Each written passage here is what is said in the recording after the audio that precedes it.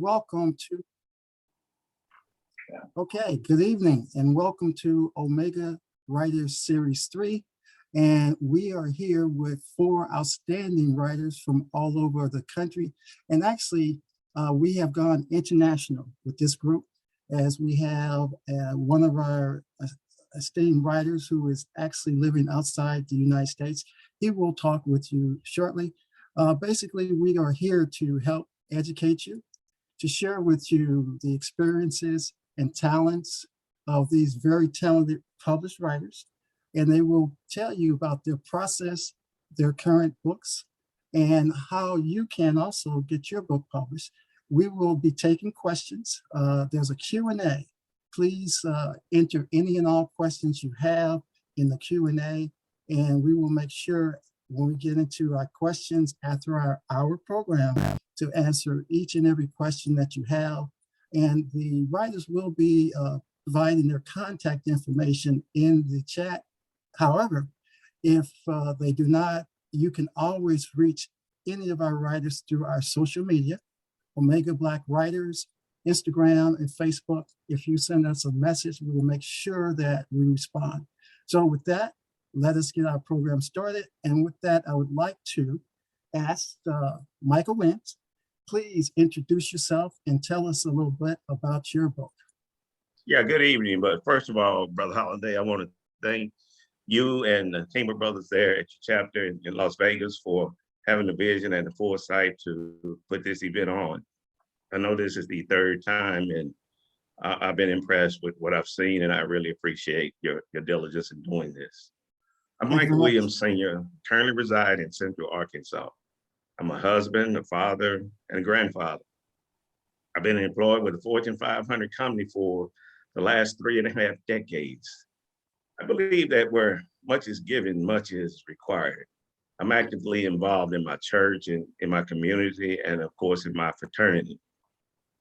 I serve as a deacon. I serve on 2 boards of directors. I am the immediate past boss of the Pi Omicron chapter of Omega Psi Phi Fraternity Incorporated. And I am also the founder of a nonprofit organization that focuses on bridging the gap between non-custodial father and his biological children. My book is structured in a way to actively engage the reader. We oftentimes discuss matters that are important to us, but we only discuss them with each other and just walk away and leave them on the table. What the book does is move those conversations forward. The theme of the book, the title of the book is Black Innocence, a sample conversation. And the conversation is built upon a mentality of those that have imposed challenges on African Americans and African American males in particular.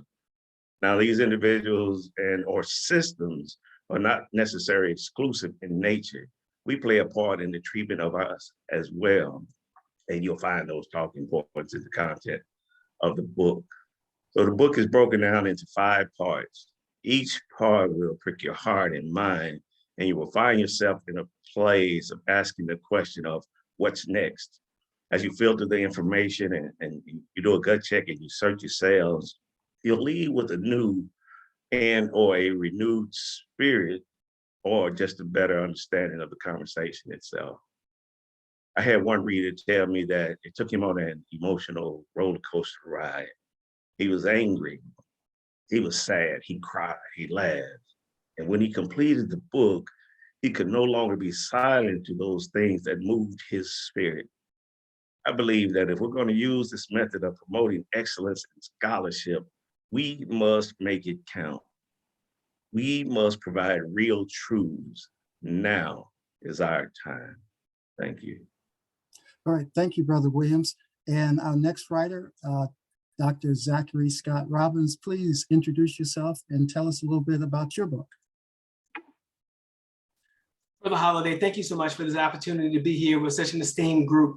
My name is Dr. Zachary Scott Robbins. I'm a past president of the Kappa Psi chapter of Omega Psi Phi Fraternity Incorporated, a role we call the Bossilist. And I'm soon to be the superintendent of the Marysville School District in Washington State beginning in July. And right now I'm a school principal in Las Vegas, Nevada. I'm a writer of nonfiction. specifically about education, and I like to use memoir to give insight into schooling and education issues. When I write, I consider my target audience to be a general audience, and my goal is to make education concepts interesting, accessible, and fun to read about.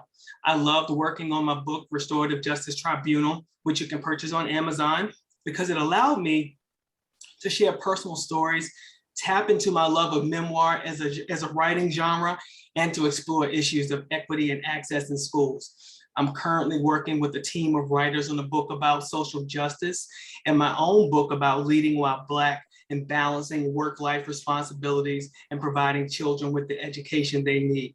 And I'm so thrilled to be with everyone tonight. Just thank you for having me. All right, thank you, Dr. Robbins. And our next writer we're going to ask to introduce themselves is Mr. Eddie Norwood. Eddie? Thank you, Brother Holiday. And again, I appreciate this opportunity and this platform that you and the brothers have provided for us to speak. My name is Eddie Norwood. I was born and raised on the south side of Chicago, and after serving 22 years in the United States Army, I retired in 2007.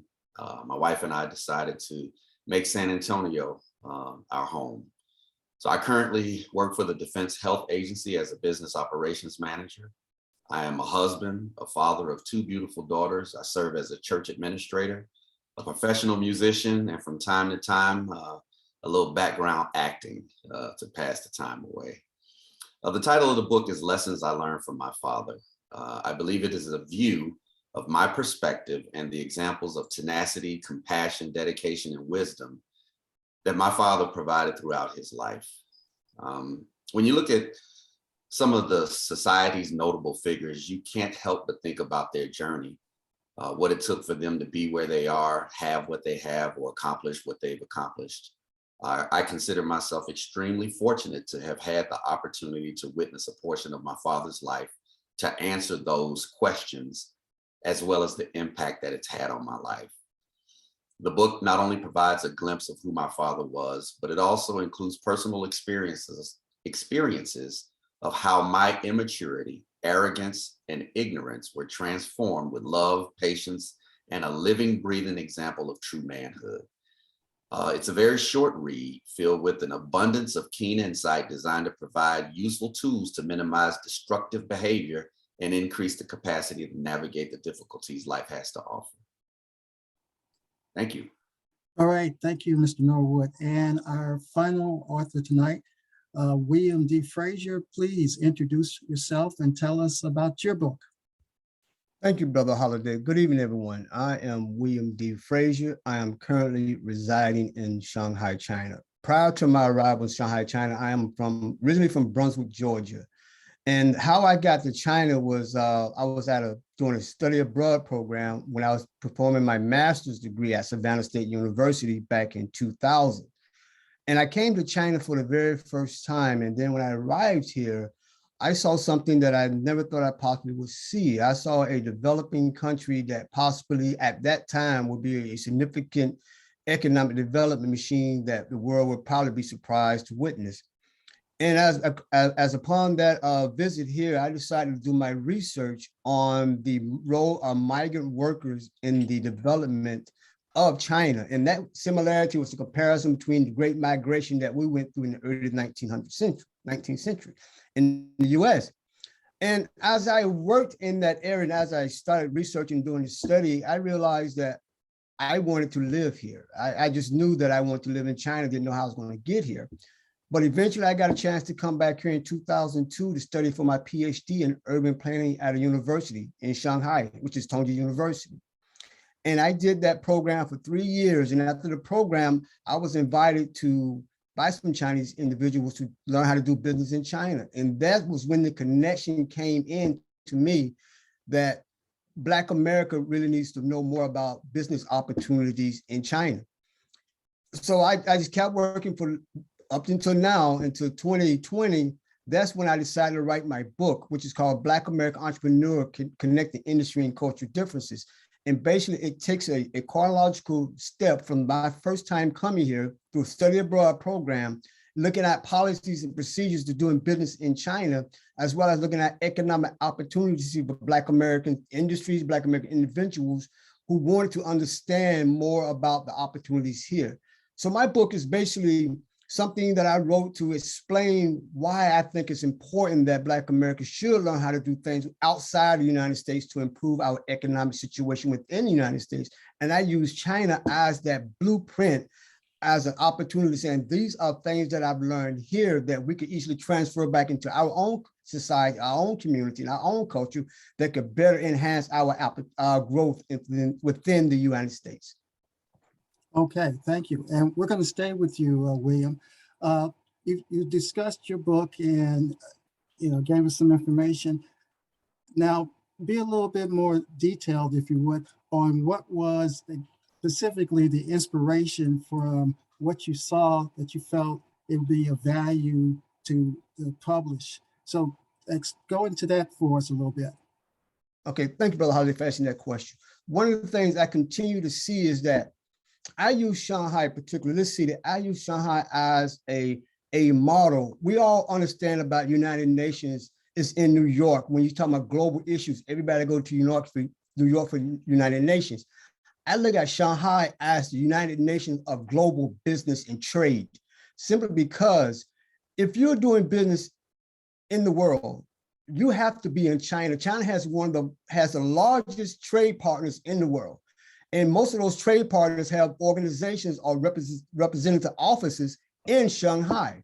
So when you come to a city like Shanghai, you're not only doing business in China, you have access to do business with other countries around the world because everyone is located in this one place. So that is what the importance of what the book is about. And that is the significance of why I am here and talking about what the book and what my experiences are here in Shanghai. Okay, thank you.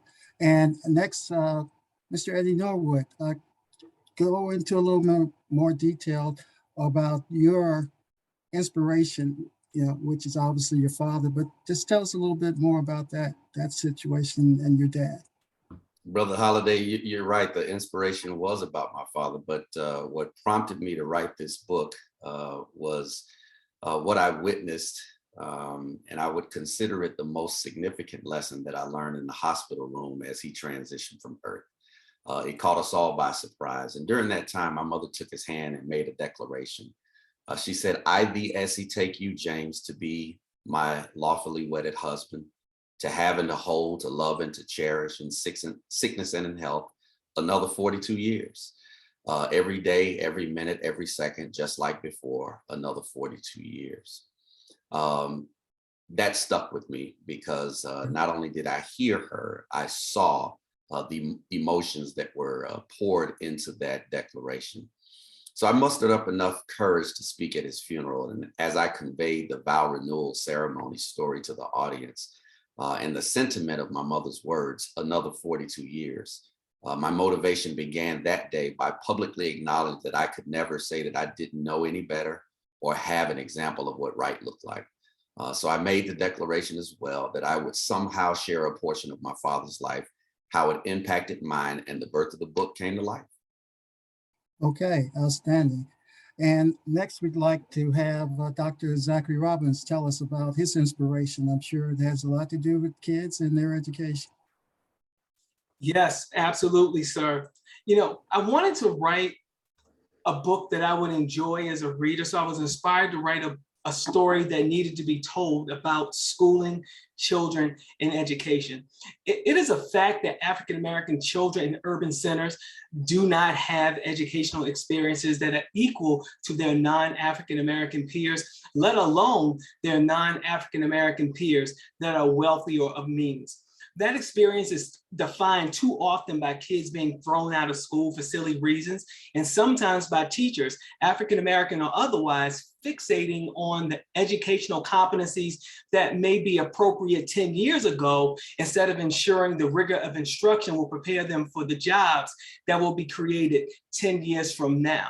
Schools must prepare and give students the academic tools they need to be successful in a rapidly changing, evolving economy. And in order to do that, we need to keep kids in school. So I was inspired to write a book that would help schools do that. And that was the inspiration for my writing this book. Okay, outstanding. Thanks for sharing. And Michael Williams, tell us a little bit about your inspiration. Wow. So let me begin by saying, when I was a kid, I can remember Dr. King assassination. I was a young man, lived in St. Louis, and I'll never forget that day. It was a cold, cold day. But with that being said, I also lived where the Black Panthers office was just about a half a block away from my doorstep. And one of our neighbors, who was pretty much an adolescent, he was a Panther. And I knew that something was going on at that time, didn't fully understand it. And I knew that he stood for something, and that never leaves me. That has never left me. And that's been, just a little more than 50 years ago. So I felt something happened to me at that time. So I guess what inspired me to write this book, as most authors do, wow, I got to get used to wearing that title. But as most writers do, we write on those things that have made or have an impact on who we are or who we become. Once I began to write, I realized that there were a number of things that has transpired over my lifetime that inspired me to write. But if I were to narrow it down, it would be to a single incident. It would be the incident with the late George Floyd. That was the first time that I had literally witnessed the death of a human being, and no one did anything to stop it. No, I wasn't in Minnesota when it happened, but like many of you, I watched it on all of the media platforms that shared it. It was the moment that I stood in silence along with the world as they commemorated his death. The 8 minutes and 46 seconds that was initially shown, it did something to me. It made me reflect over my life. It gave me a visual of my sons and grandsons, et cetera, with the knee on their necks, and the writing began. No, the book is not about George Floyd. It's not about me, but it's about that mentality as it embedded into the fabric of our minds by those not like us. That mentality, as we bought into that mindset, that mentality that continues to plague us, not as a plague of them versus us, but as a plague of them and us. So the question becomes, what will move you? Now is our time to move, not the movement that's in the book, but the internal movement to change those things that have taken us away from us. Where is our pride, our values? Who are we? Thank you. There's more to come. All right, thank you. Appreciate your response. And again, for our viewers, this is Omega Writers 3. It's a series of members of Omega Psi Phi fraternity who are Black, primarily African-American men who are published authors who are providing you their talents, their expertise, and being accessible to you. We, as you have heard, we have a very diverse panel with experiences that would lend themselves to be excellent speakers at events. We have corporate executives.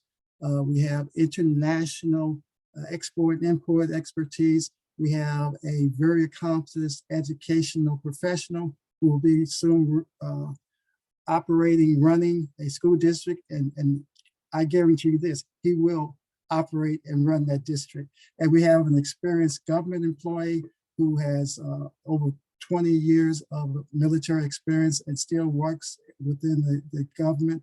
So accomplished, talented, and if you want to reach any of them, feel free to reach out to our social media, Omega Black Writers Series on Instagram or Facebook. And with that, we will get to our next question, and we'll go back to Michael Williams. Let's have you discuss somewhat a bit of your journey from the point where you decided, I'm going to write this book, and actually putting pen to paper, getting your manuscript and the publication. So let's hear about that story.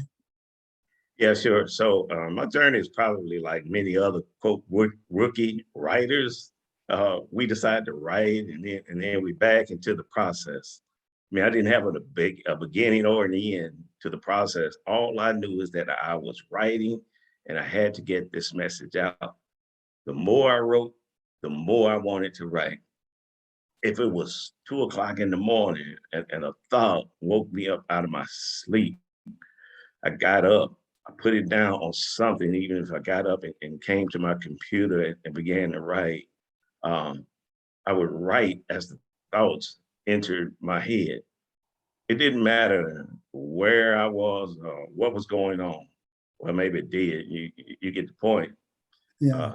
After several months of putting together my thoughts and penning them, I reorganized them. I grouped like conversation into the 5 parts. So not to bore the reader, but to be able to transition from one chapter to the other and have you at the cusp of the edge of your chair waiting to turn the page to see what's next. So after organizing, after that phase was complete, I began to write some more, because of the type of read that I was trying to get accomplished. I had to look for an end because these have been ongoing conversations. So I wanted to break it off at some point. So I literally found myself struggling to stop. But what I wanted to do was leave the reader with a tool that they will be able to use in their daily lives. I've had so many people tell me that they have been enlightened by the messages that they received from the conversation, and they started to look around and see things a lot differently than they had prior to consuming that information. Now, like some of us that are new to this field, I had a human cheat sheet. I had a friend that had already written a book, had the process down. So I tapped into that resource and others that could help me complete this project. I had people, you know what I mean? If you need to get to me, you must go through my people. No, I'm just kidding. But I had friends and acquaintances that were skilled. One of them did some editing. The other laid out the process. Another published author drilled me for about an hour before he was convinced that I was ready.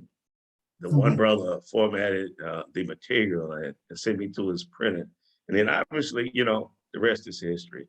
The printed material has been available since July, and we've moved over 700 copies at this point. So it's kind of, non-traditional. I self-published at the direction of the experienced writers. Okay, all right, outstanding. Dr. Robbins, let's talk about your journey from pen to paper, manuscript to publication. Yes, sir. My journey is both traditional and non-traditional. In the traditional way, I wrote a book proposal, I wrote an inquiry letter, I had a publisher respond to my book proposal, and I sent sample chapters, and those sample chapters got reviewed by independent reviewers. I got beta readers to give me feedback on my work. I made edits to the book based on that feedback. I got assigned a managing editor that connected me with a copy editor. That part was a little different because I've worked with copy editors before. And in my experience with copy editors, especially for academic journals, they tend to rewrite whole portions of your work sometimes, and you can get into creative differences with them. But when I was working with Routledge, who published my book, that wasn't the experience. They didn't have heavy copy edits at all. So that was different. I was expecting them to hack up my work, and they didn't. What was non-traditional about my process with my publisher was when I was doing the traditional query letter process, I wasn't querying publishers. I was querying agents because someone told me, well, you have to get an agent. And I didn't know, so I just did it. And I was getting one rejection letter after the next, after the next, after the next. I could have probably built a house with the number of rejection letters that I got. And then finally, an agent responded. And it was a famous one, like movies on Netflix famous. And I was like, okay, this is it. But then I got rejected by that agent too. And I was despondent. And then I called a friend of mine, Ethelbert Miller, who is the writer's writer. Everyone goes to Ethelbert for advice. And he said, pick yourself up, keep going. And then what's non-traditional is the publisher reached out to me. That doesn't happen, I found out. That's not typical. And then next thing you know, the rest was history. And that's how I got my managing editor. On Instagram, out of all places, I put something on Instagram and the editor reached out to me and I thought it was a scam. Because you know how you get stuff on Instagram. I thought it was Yeah, I know. I thought it was someone trying to get me for money. Then come to find out it was legit and the rest is history. So that was my experience getting published. Okay, outstanding. And now we'll move on to Eddie Norwood. And I know you have an interesting story, so share that with us. You know, Brother Holiday, it is interesting. Like Brother Williams alluded, I'm still trying to get used to being called an author because I never sought to be one. The original title of the book was called The Best Advice My Father Gave Me. And as I began to put pen to paper, I realized that he had given me so much advice that I had to broaden the subject, right? And so, you know, Brother Dr. Mateen Diop, Yes. He's been a featured author here on this Right. webinar series. Yes, Not only has he authored 2 books, Inner City Public Schools Still Work and The Making of a Madman. What you may not know is we've been friends for over 30 years. He was actually in my wedding. After he self-published his first book, he kind of took a step back as he was starting the second one, realized some of the mistakes that he had made and wanted to go in the different direction. And so he established a nonprofit organization as well as the All Haven Publishing Group. And so again, after his second book was published, we have always been the source of inspiration for one another. And of course, I had him as a resource to call and talk to and say, man, just walk me through the process. You know, what was it? And he asked why. And I said, well, this is not to say because you did it, I can do it too. But I have started writing something that I'd like you to kind of take a look at.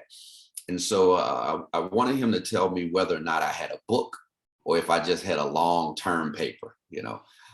And so after he read what is considered the manuscript, his response was simple and direct. I'm publishing. You know, and I didn't know what all that meant. And so I was inquisitive. I just started, you know, just with a barrage of questions. But one of the things he told me, he said, time out, slow down. Your job now is just write. Just write until you're finished telling your story. Don't worry about pages. Don't worry about this. Don't worry about that. I'll take care of everything else. And so there are some things that I may not know, and I'm still a novice because he has walked this journey with me every step of the way. He did what he said he was going to do, and he took care of just about everything. So I appreciate him. I appreciate his openness and sharing his mistakes as he has, you know, published 2 books, authored 2 books, and is working on his 3rd. And so that kind of sums it up, man. I'm still getting used to being called an author. Okay, Arthur Norwood, we'll work on making sure we grind that in tonight. But thank you for sharing. And let's move on to William D. Frazier. Tell us about, and it should be interesting as you are in Shanghai, China. Tell us about your journey of writing and getting through the process of getting your book published from Shanghai. Okay, thank you, Brother Holiday, for the question. First, the process of getting my book published from China was one of the most complicated things I encountered trying to figure out how to go about doing it. And as I started writing the book, then it came to, well, you got to get it published. And one of the things I looked at was having it published here so I could see if I could get it done here.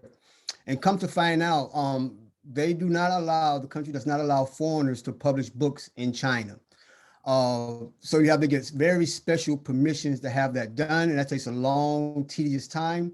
But what they do is that they would take works from published authors and they would have it translated into Chinese to be published by Chinese publishing houses here. So you do have foreigners that have books in China, but most part, the Chinese would select those books. But as a result, I had to do a lot of research to find out how I was going to go about doing it, who I was going to contact, what resources that was available for me to get my book published. And I did a lot of research on the internet and came across this company called Bowkers, BOWKER. I came across them, and basically they had a layout that allowed me to buy my ISBN number, the barcodes, and gave me so much information on how to format my book in a lot of different areas. What's the advantage of self-publishing or finding somebody else who wanted to publish your book? And then I was writing about myself and my experiences. I didn't want anyone to take away the meaning behind my book. So I decided to self-publish. And I reached out to a friend over here who was very good at editing documents and a lot of things for companies he's done for many years.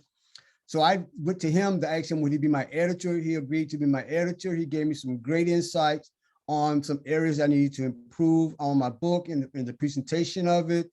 And that was the whole process of it. But what really the part of the book that really stands out, there's a lot of parts that stands out, but one of the most important part that stands out is the part that I talk about my mother. She was part of that whole process in writing my book, because when I was talking about being an entrepreneur, I had to think about who's the first entrepreneur that I knew. And it was my mother. And I grew up in government housing, and we sold freeze cups out of the projects. And my mother was the freeze cup lady. And when she would, we go buy everything. But I looked at, when I started thinking about it, I was like, wow, my mother had a supply chain. She brought the sugar, she brought the pack of Kool-Aid, different pack of Kool-Aid. She brought the plastic cups, the paper cups. She used the freezer as the manufacturing machine. She brought the water, used faucet water, okay. But, she had the water. So that kind of like, that was the basis of the book. So that, my mother was actually the process for writing this book. Thank you, Mother. Love you dearly. You're the inspiration behind me going through that process. So yes, that's it. That's outstanding. And by the way, I haven't ever mentioned this, but every time I've heard you talk of that matter, I think about my mom, who was the hamburger lady. So she ran a hamburger stand out of our basement, and the teachers would send students to pick up hamburgers from her. She had quite the enterprise going. But thank you. So we're going to stay with you, William Frazier. Let's talk about, tell the people that are viewing why they should buy your book and where they can purchase it. Okay, thank you, Brother Holiday. Why you should buy this book? I was looking around trying to find a book that talked to me in a way, in a language that I understood. And I couldn't find any books that talked to me about China that's written by us. No, I couldn't find anything. In particular, I couldn't find a book that talked about how to participate in a study abroad program in China, how to establish a business in China, how to do negotiations with Chinese, how to just have an everyday life in China, and what are the opportunities that are here that we do not see in our community back in the US. So that is the reason and the meaning behind why you should buy this book. I did basically on the ground, everyday life aspect of what is it here that we're missing? I've gone through a lot of the ups and downs of the process of being here. There's a lot of things that we're not being exposed to, regardless of our economic, political, social, cultural achievements within the US. It's a lot here that we're not getting involved in. And being that we don't have a sustainable organization in this country to filter that information back to our community so we can make tangible and economic decisions, we are really get behind the curve. It's a lot of areas each of these brothers are touching on that I look at that helps me realize that, yes, I'm glad that I was given the insight to do this, even coming from the educational component, even coming from the military component, even coming from the Black man experience component in America. It all boils down to me, access to economic opportunities outside the US to improve our economic situation inside the US. So that's why you should buy the book, to understand that process. And where can we buy your book? Yes, you can buy my book in several locations. Actually, it's available on Amazon in Australia, UK, Barnes and Nobles, Goodreads, Porchlights, Booktopia, and other locations as well. But yes, it's available in those sites. Okay, all right, thank you. And you did put that in the chat also. But again, you can communicate to any of our writers through our social media at Omega Black Writers Series on Instagram or Facebook. And we'd like to have Eddie Norwood tell us why people should buy your book and where we can purchase your book. We're just getting started, Brother Holiday. And so my book is not available on a lot of outlets, but if you visit www.eddienorwood.com, you are more than welcome to order your copy of Lessons I Learned from My Father on that website. I tell you, I've received enough feedback to realize how many folks can see themselves throughout these pages or be reminded of similar situations where they wish they knew what they are now reading in my book. My mother would tease me and say, you know, you love your dad more than you love me. And I would tell her, absolutely not. I just don't know who this dude is. And I have a newfound friend, a man that I've never known before. And so I grew a great appreciation for him after I left home. There wasn't a whole lot of room for friendship during that time. It was father and son. But after I left and joined the Army, man, it was a brand new relationship. One that I believe that these stories about my life are embedded in this book. It's an enjoyable read, and it's filled with an abundance of keen insight, you know, embedded in true stories about my life. I had a front row seat, I've said it before, to witness the life of a great man, a great father, a great husband, and someone who ultimately became my friend. I'm proud to share some of this in the book with the hopes that folks will read it and learn and grow. Again, www.eddienorwood.com for your copy of Lessons I Learned from My Father. Thank you so much.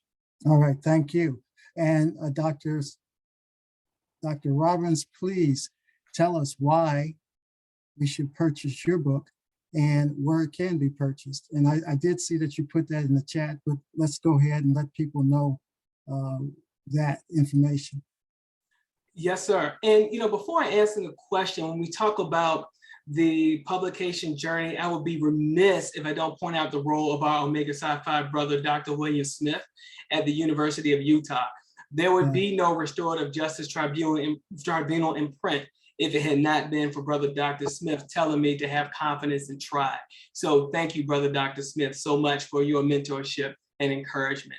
So I know that people should buy my book because it's an outstanding story about the schooling of Black children. That's fun to read. You know, narrative was really important to me because I didn't want to write a boring book. I just remember being in so many classes and just picking up the books and wanting to fall asleep by the third chapter. I just wanted to read a book. I just wanted to write a book that I would enjoy reading, that other people would enjoy reading too. I wanted to comment on the intersections of race and academic achievement.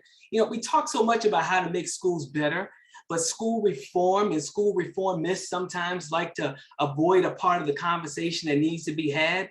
There is a role that race plays in the achievement of African-American students, and it has been that way for Black children since kids were educated in one-room schoolhouses. And I wanted to make sure that I wrote that and talked about that. Where can my book be purchased? Amazon, Barnes and Nobles, Walmart online, Target online, eCampus, a number of places. And I encourage you all to go out and purchase the book. It is really, really a fun read. Okay, outstanding. And finally, Michael Williams, tell us why we should purchase your book and where it can be purchased, sir. Thank you. So So, I mean, if we all looked around, we know that we live in a society where Black men are challenged. I did some diversity training, and I mentioned this in the book, about 30 years ago. And in that training, if I just moved through the week-long series, I realized that I had it all wrong.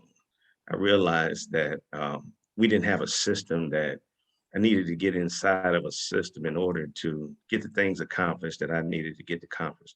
And while all of that was happening, we were moving through decades of loss, respect. Our men, I mean, we're living in some very perilous times. We're killing each other at an alarming rate. We're still being harassed by those that swore to serve and protect us. Now, I'm not anti-police, but I am anti-hazing. And so, I mean, you look at just what's happening daily here in the city of Little Rock. I mean, there's been 14 homicides. Just saw a video 2 days ago from Brother Grant, Counselor Brother Crum, a video of 4 kids being detained. I believe it was in Minnesota again, if I'm not mistaken, by police officers. And one was as young as 8 years old, handcuffed and put in the backseat of a car for more than 2 hours. I mean, that scar tissue is going to be embedded into that child's mind for the rest of his life. We saw the man of African descent just shot in the back of the head for no reason at all on news this morning. So, with that particular mindset and wondering, what do we do? How do we do it? Where are our leaders? We had leaders in the past that could keep us rooted and grounded and believing in who we are as Black men. Yeah, I mean, obviously I'm biased and think that it's, not only a great read, but it's also a simple read, and it's got a lot of meat in that particular conversation. I wrote the book in a conversation style. When you read the book, when I told that Brother Holiday, what does that mean? It means that when you read the book, you're going to find yourself asking questions and providing answers. I asked questions, and then I came in and gave some dialogue on how I thought, that response should be. So, and then here's the tricky part, though. You got to read it, because someone said if you wanted to hide something, just put it in a book. I mean, I guess that's where our parents got the idea of hiding things in the Bible. Now I believe that the information inside these covers are beneficial to us, beneficial to society. I do mention race in the book, but I also understand that race has no biological basis, that it's a learned behavior. Racism has no biological basis, but it's a learned behavior. So I wanted to deliver that message, a message that could change the mentality that I referenced early. You start the book. I used an excerpt from the Lynch theory on how to make a slave, and where we are today, pitting each other against one another, and it's and they promised that if you did it, it will last for such a very long time, and that's where we are. So that's why people should read the book, so that when they look around, they can kind of open their eyes and see what's going on, what's happening around us. Okay, and once again, if you will, where can your book be purchased? Sure. The book is available on Amazon, and you can also email me at bliterature79@gmail.com, and we can coordinate a delivery from where I sit as well. So just send me your details, and we'll coordinate getting that piece of material out to you. Thank you. Okay, outstanding. Thank you. All right, we have 1.5 wrap-up questions. Before we get to that, we do want to acknowledge certain individuals and organizations that are supporting this event. And of course, we do want to acknowledge the Omega Psi Phi fraternity, which all of us are members of.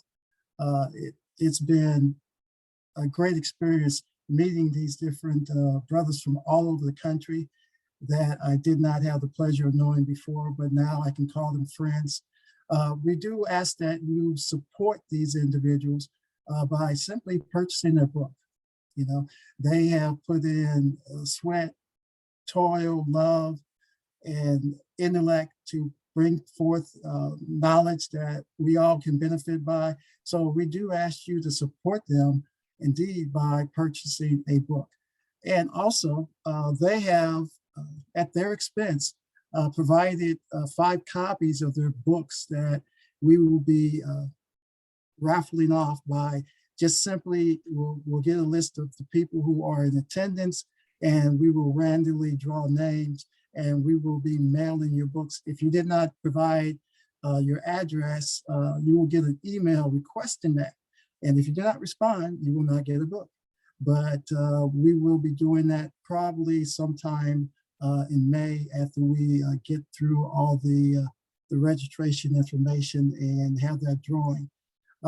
We also want to, I haven't looked in terms of who's here, but we had a gentleman who came into our run through yesterday, John Edwards, and he shot us some questions before we realized he was here, and subsequently booted him. But John, if you're here, we appreciate you coming in yesterday and having some thoughtful questions. And if you here, you will be getting the book, okay? Just to let you know. But we also want to thank, besides the Omega Psi Phi Fraternity Incorporated, the Kappa Psi chapter of Omega Psi Phi located in Las Vegas, Nevada, who will be hosting the 12th district meeting in May with the district marshal, Mr. Damon Hodge, who was basically putting together an excellent event. If you are available to come to Las Vegas in May, please come have a good time at our district meeting. If you are a guest or an individual interested in visiting, otherwise, if you are a brother in the 12th district or another district, please come and join us. Do register for that event. We want to thank the 12th district. They have been very supportive, especially our 12th district representative, Mr. Kwame Dow. I want to thank him for his ongoing support of the event. And specifically within the Kappa Psi chapter, I want to thank and recognize Dr. Andre Denson, who was our boss list. He is one who has supported us and gotten the chapter to financially take on some of the expenses. And his predecessor, our immediate past bosses, Jaman Kearney, was also very supportive before he left office. So with that, we will now move into our last round of questions, and we will start this off with Michael Williams Sr.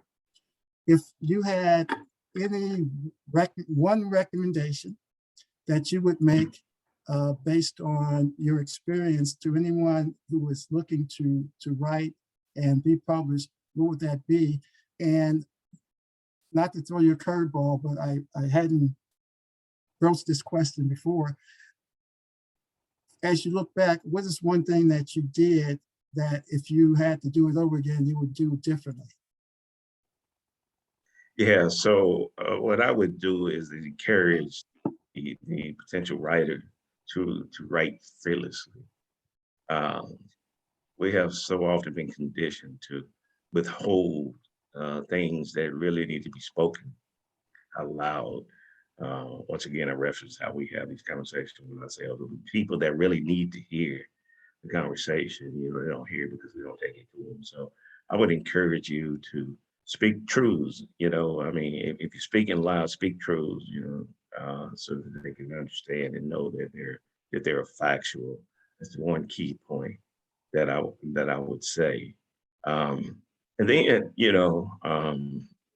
one thing, that I did and I would encourage you to do is, I have a couple of brothers that, oh man, it's been probably 12 years, the last 12 years. We meet 2 or 3 times a week at the coffee shop and drink coffee, and we just have open conversations about life and things that are going on.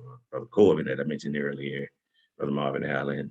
And then find someone close to you, find someone, and don't be afraid to ask the question of, what's the process? How do you go by getting it done, and lean on them. We can read and read and read, but it's simple if you can call me. you know, and I can share again my experiences, but most important thing, be fearless in your communication. Okay. And then part two, what I Yes. would say, what I would do differently, maybe, I mean, if that's what the question was, right? Yes. I mean, I don't know. I mean, it's catch-22. Did I need to keep writing, you know, or did I need to search for that point? So after evaluating it and the success of the book itself, I decided to start writing again, you Right. know? So I'm actually working on book two, you know, and so knowing, you know, having those insights to kind of understand, if I keep going, do I bore you? If I cut it off here and bring you something back later, do I continue to win you over? So, you know, that's the unknown, you know. But other than that, I wouldn't do anything. Okay. Okay. Okay. Dr. Robbins, what is one recommendation that you would have for our audience? And what is something that you did in your process that you would do differently moving forward? Fantastic question. Write every single day. We're all busy. You have to write every day. How do you hone your craft? You practice. I mean, how do the basketball player get better at shooting free throws? They shoot a whole bunch of them. So you write every single day. So I'm at the desk where I write every day, and I write with an egg timer. And I set this egg timer every single day for either a half an hour if I'm really, really busy, or 50 minutes to an hour, and I write every single day. And then I would say, if I had to do something differently, I think that I would workshop more, because when I was going through the editing process, I connected with a buddy of mine who actually writes movies. So I got with Claire Ince, who wrote the movie Bowls of D's on Netflix. And that's when I got better faster, because I had someone who I trusted and I bared my soul, and she would hack stuff up. She would say, you can say that better. I can't see it. You're not being descriptive enough here. And of course, she's looking at my words like a filmmaker, and I'm a memoirist, and she is taking me to another level of proficiency. So I would write every day and workshop your work. Outstanding. Okay, Mr. Eddie Norwood, you're on. What is one recommendation or suggestion you have for our audience, and what is the one thing you would do differently? Understanding your process was kind of like a cakewalk with the support you had, but go ahead. Yeah, you know, I would pass on the same advice that Brother Dr. Diop gave me, and that's write until you finish telling your story. As I was writing, I was trying to get him to tell me, well, I have X amount of words in Microsoft Word. How many pages is that going to equate to? And what size should the book be? And, you know, I don't want it to be too thick. I don't want it to be too thin. And, you know, and the advice he gave was tell your story, and don't worry about the formatting. Don't worry about double space. Don't worry about the font of the print.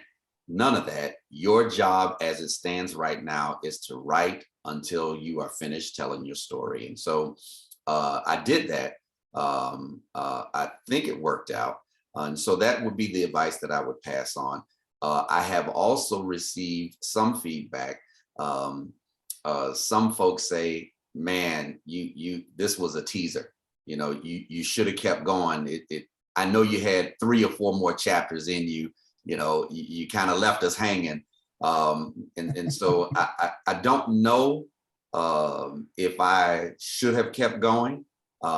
Certainly, you know, when it's all said and done and the project is over, you reflect and think, well, yeah, maybe I should have included this. I should have included that. But the only thing you can do at that point is say, well, maybe the second edition or next time, or a different book. But I'm fairly pleased. I'm proud of what was presented. And so I would encourage anyone to write until you have finished telling your story. Okay, outstanding. And finally, William D. Frazier, what's one recommendation you have and one thing that you would do differently? I'm probably going to repeat everything what the brother said, but use different words. Okay. One recommendation I have is I would recommend that you write a book that you would like to read. You know, again, there was no book out there that I could read that wanted to talk to me the way I felt that I should be talked to. So I wrote a book that I wanted to read. And that made it much more easier for me when I'm going through the writing process. You know, so I just thought through the step, like I didn't know this, I'm gonna write about that. And another part is, what would I do differently? The different parts would be in the next books, the next sequences books that I'm going to write. Those are the things I would do differently, adding more things that I didn't put in the first one, and sequentially to the following books after this first book. Yes, that's what I would do differently. Okay, outstanding. Okay, we're going to move to Q&A. Now, what I will ask anyone that put a question in the chat to do is please re-enter your question in the Q&A box, because we don't want to have to scroll through the chats to find your particular question. There's a Q&A box. So if you will go ahead and enter your question in the Q&A box for us, we basically will make sure that we get to it. Now, I do have a few additional shout outs. I do want to, the first call I made when I was thinking about, when we were discussing this project, was to brother Dr. Gerald Curry, who was a published author and was in our first group. He loved the idea. He gave us a lot of uplift and support. But the second call I made was to brother Donovan Dale. What's up, DB? He is the chair of the IT committee for the 12th district of Omega Psi Phi. And we needed his expertise to get this kicked off the ground, because I'm smart, I'm handsome, but I don't know nothing about that stuff. So we had to bring in that expertise, and he has supported us from the start, and we do appreciate him. He has recently voluntold Allison Reed, who is also on the IT committee for the 12th district. And Allison will, I believe, kind of be taking the handlebars of supporting this event moving forward. And in that regard, we have already scheduled but not announced our next Omega Writers Series 4. That will be June 23rd. We have 4 new writers. And again, I'm extremely pleased with the quality of all the writers we've had. You can go to our social media to look at our presenters from the start. Our first event was in November, second in December, and this is our third, with our fourth coming in June. And we have writers scheduled after that. We just have not formalized that program and who will be participating.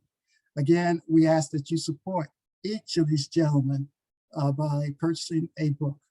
That's a simple ask, but just keep in mind that you have years of expertise, talent, and experience. They would be available to be speakers at any type of program, business, educational, training, anything dealing with international exports and import.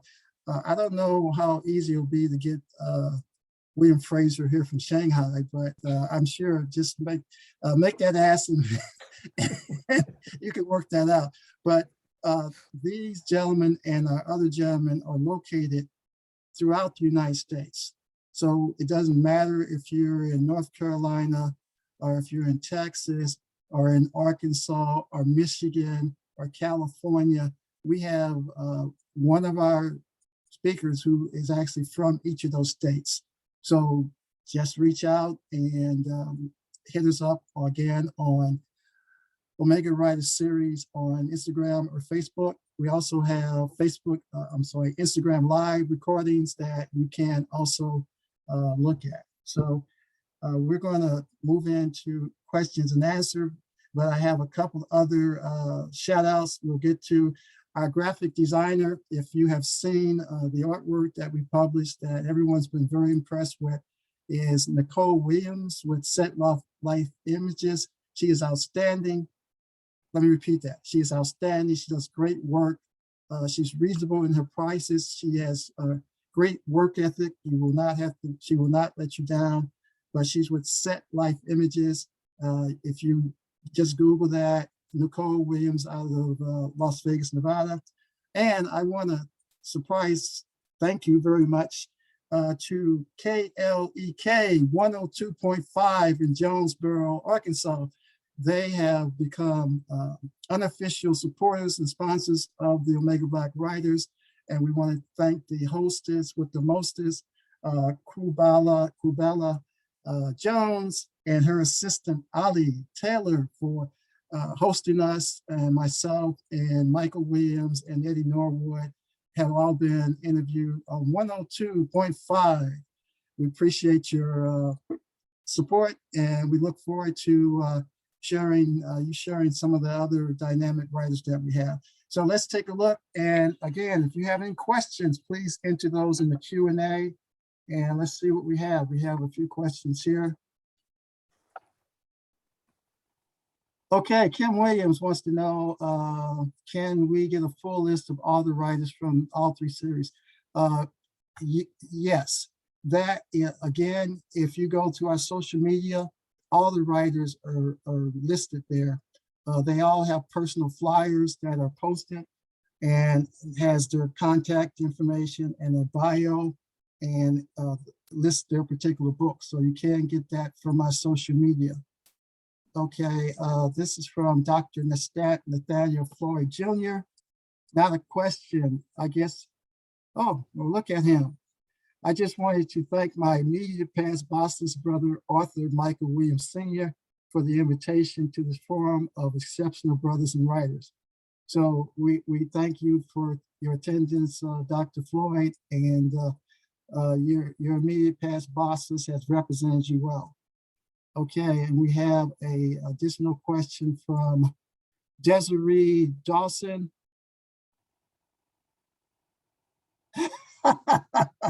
Okay, this is for Eddie Norwood.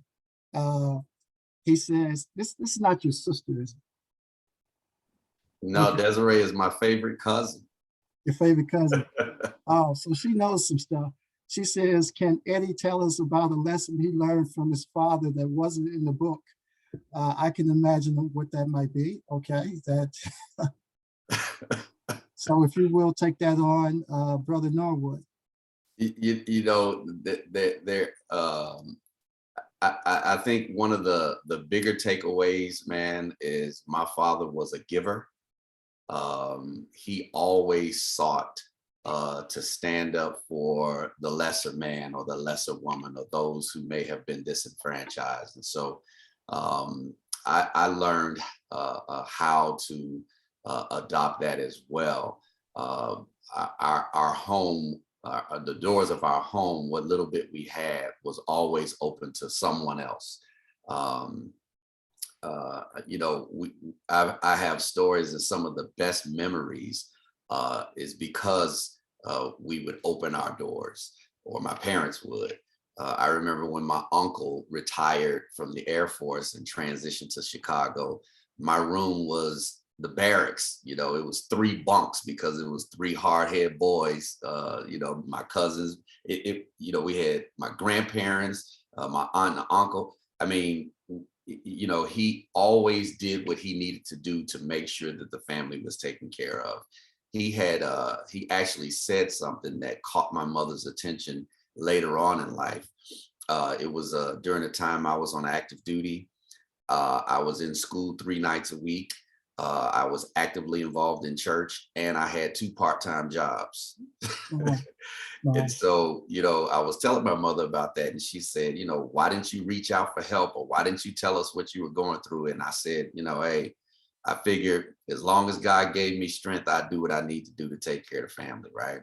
And she said, wow, that's the same thing that your father used to say. And I didn't know that until after he died, that was what he did. I'm gonna tell Desiree, my father was the ultimate hustler. Check this out. And this is in the book. Right after my parents got married, my father was laid off his job. And so he tricked my mother, kind of. He showed up to her job in a cab, and she thought, oh, okay, we're going out. And when he got in the front seat, she was just outdone, right? Because she's like, well, my husband is not going to be a cab driver, and you this and you that. And he was like, girl, be quiet. I lost my job. I'm driving this cab so I can look for a job and not have to use my own gas money. You know, so he drove around the city of Chicago, man, until he landed that job at the post office. He would take her to work every day in that cab and drive around filling out applications. And, you know, so I got a little bit of that in me. Whatever he needed to do to take care of the family, man, that's who he was legally. Yeah, I'm having a flashback, but yeah, I do understand. Okay, and it looks like we did have a few other questions in the chat that were answered, and I'll just review those, but also just let you know that the writers have responded to those questions. We had a question from William Vaughn. As a retired detective with the Little Rock Police Department, I have been wanting to write a book on my life experiences as a law enforcement officer. My title, In the Eyes of 13144, I'm assuming that's a badge number. What is the first thing to do to start writing a book? And he got answers from Dr. Robbins on that. So that was great. Another question. First, congratulations, and Rue. How do you get your book listed at various outlets and markets? And this is from Kevin Scott. I know that name. And let's see. Did someone answer that question for Kevin Scott? If not, does someone want to take a stab at that in terms of how do you get your book circulated to the Walmarts, the Amazons, and the other locations for sale? Yeah, you want to hire somebody to do that for you. All right, Kevin, definitely. hire somebody. Okay. Okay, John Edwards is back. All right, John, this question is open to the panel. Where's the best place to start writing? Should it be on paper, Microsoft Word, another software? Thank you. I'll just respond with Dr. Robbins' response. Great question. The most important thing to do is write. I use Scrivener. Is that right? Scrivener, whatever the hell that is. Oh, it is a software package for writers. Okay, it's Scrivener.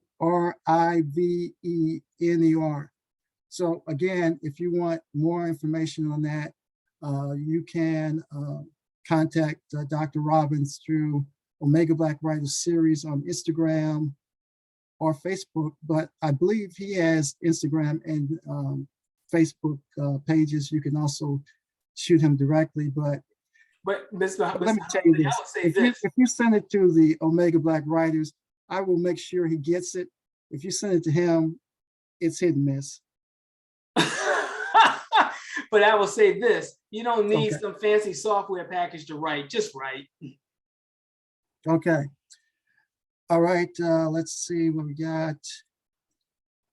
Brother Holiday, you got me in trouble with my other favorite cousin, Danita. So does Danita have a question? No, she just wants to be acknowledged as my favorite. So oh, I ain't got nothing to do with your family issues. that's on you, my friend. And you better say hello to your wife since you're bringing in family like that. Okay, John Edwards, Mr. Robbins, during your 50-minute to an hour writing sessions, where does your motivation come from, and how do these sessions transition to your book? His response was, the motivation is pretty much routine. Some mornings I don't want to, but I do it anyway. When I write, I'm writing chapters in the book. Okay, so those are the questions that we have. Were there, Donovan, were there any questions in the chat that we missed?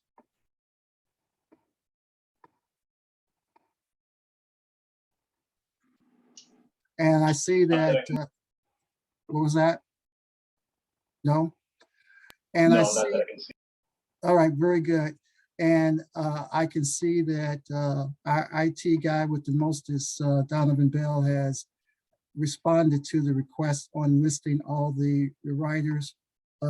So we have 17 writers after today that have participated. No, that's not right, is it? 6, now we have 13 writers. We have 13 writers that have participated in the 3 sessions, and we have another session again scheduled for, mark your calendars, June 23rd, and we will see you that time. And gentlemen, what I will say, do you have any parting words you care to share before we close out this evening? And I will do round robin based on the prettiest. I'm kidding. I'm kidding. Let's go. William D. Frazier, do you have any closing comments you'd like to make? Yes, Brother Holiday, again, I'm very humbled that you have this event for the brothers to come on and to share our writing experiences, as well as for me, it's not very often that I get a chance to talk to the bros, but I do appreciate talking to the bros, even if it's virtually.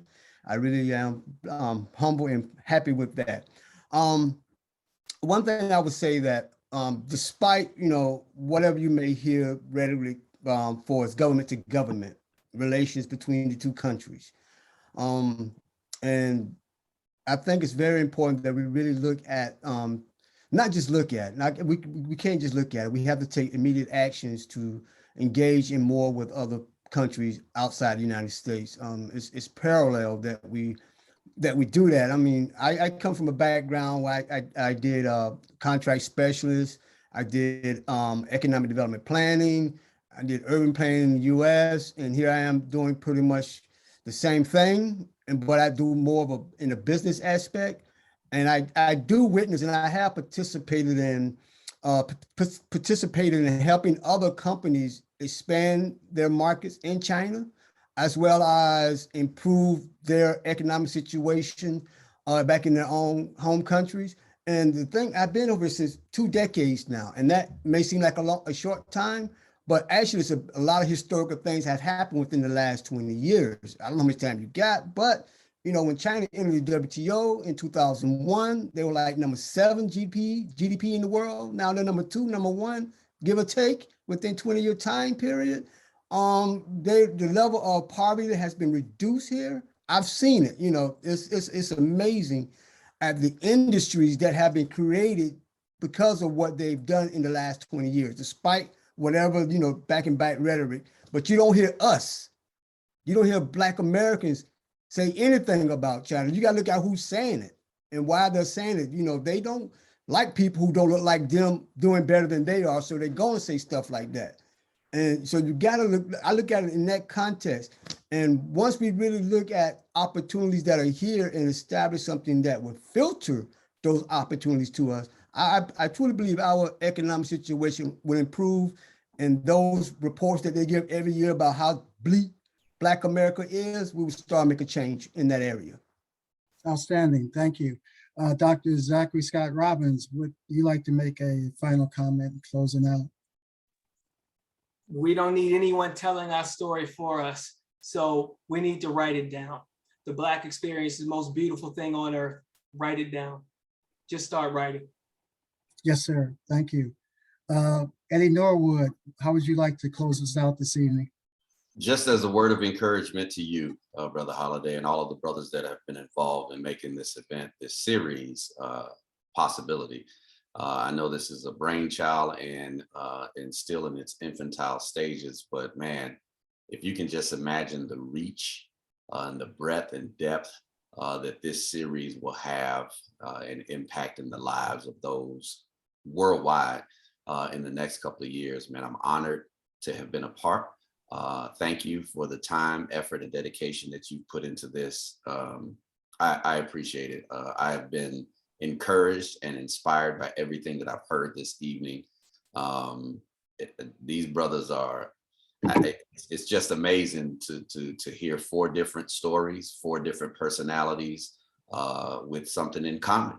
and that is the greatest fraternity in the world. And so I'm so honored to be a part and to spend this time with you all this evening. Thank you again. And if there's anything that I can do to assist in promoting and or extending the reach of this series, I probably speak for everybody if y'all don't mind. Let us know. And thank you so much, brother. Okay, we appreciate it, and we thank you for your time and your efforts and your work, all of you. I'm extremely proud and impressed with each and every one of the writers that we've had on, and I thank you for being brothers. Okay, I appreciate that so much. And let's finish up. Michael Williams Sr., what are your closing remarks? Yeah, I'm just so grateful and elated for all of those that have supported me along this journey, specifically my wife and my family putting up with me. To tell you, when I get hold of something, you know, I'm kind of like a pit bull. I just keep going and keep going and keep going until I get it accomplished. So, and then I just get out of one project or something and get to the next. So I'm so appreciative for them. To the listener, to the reader, my biggest hope is that the messages in the book that we can somehow figure out how to change the trajectory of what's happening to Black men in America, and kind of link ourselves and join hands and get on the common ground, try to solve some of these issues that we're faced with. I know we're always looking on the outside and saying police brutality and all of those things, but you know, we're still killing each other. And I mean, we're not as vocal about that as we probably should be. Yeah. And so, I mean, I just kind of want to encourage each and every one of us, man, woman, child, to know that we have a place in this society and we need to rightfully take our place and do and be who we can be. So, and again, thank you, Brother Holiday, and for the foresight, you and your team and the 12B out there. We're in the mighty night, you know. So you see, I said mighty night. But anyway, we're all brothers. Thank you. Yes, sir. Appreciate that. Thank you, gentlemen, for your participation, your comments, and your time. All right, we're going to, okay, we're getting a couple of comments, and I know one person asked Michael Williams. Yeah, I need to do that. I'm sorry, it just hit me, but Ms. Angela Johnson, she asked if there was, will the conversation continue? Yeah, absolutely. If I was measuring again, you know, I'm probably halfway through with the next book. In the first book, I just kind of top line a lot of stuff and didn't get too manually in some of the conversations. So what I'm doing is going in and do a deeper dive and point out some things, such as who instituted the women's liberation movement. You know, there's a documentary out there that say that our Central Intelligence Agency, you know, played a role in that. So it makes for a very interesting read, and you can seek that information out. So just look forward to the width and the breadth of this next piece of information. Yes, to you. Okay. All right, gentlemen, at this point, we're going to close out. We're going to thank everyone that has joined and who have supported the Omega Writers Series 3 program. And again, mark your calendars. We'll be submitting information probably by next week on our Omega Writers 4 group of authors. And I will share, as I mentioned, we've had a number of writers that have participated in this program, and a number of them have already completed second novels and are working on second novels. So we will look at an Omega Writers for the writers that have completed an additional book. So that will be down the line, but that's something that we're going to do. And I want to thank everyone for coming. And again, you can reach us through Omega Writers Series, Instagram or Facebook with any questions or comments. All right, thanks all and have a good night. Take care, bros. I'll talk to y'all guys later. Be good.